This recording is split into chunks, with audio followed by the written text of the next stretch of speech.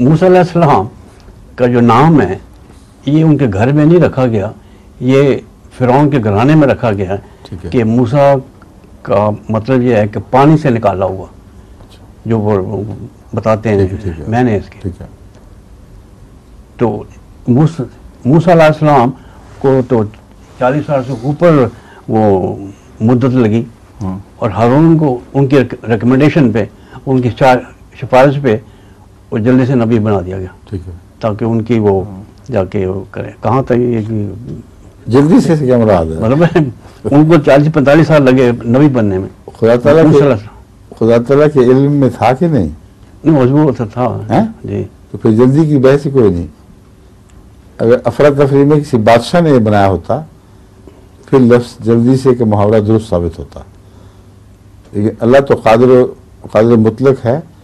इसमें बहुत सी हिकमतें थीं कि किसी नबी की सिफारिश पर नबी बनाना और ये साबित कर देना कि नबी के खदशात बहरहाल गलत थे।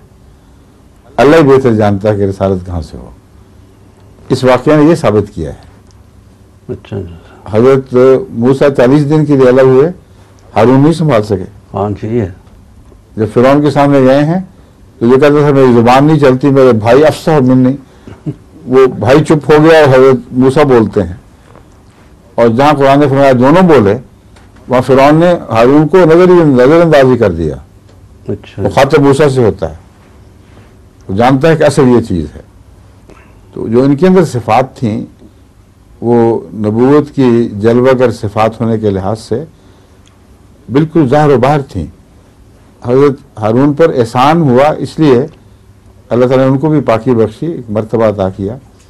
मगर हर वाक़या जो गुजरा है उसके बाद वो साबित करता था कि अल्लाह ताला का फैसला दुरुस्त था कि मूसा ही हकदार था और हारून महज इनाम के तौर पर अता हुआ है। हारून को नबूवत और इनाम के तौर पर, मोहब्बत के तौर पर नबूवत अता होना ये क़तई तौर पर साबित है।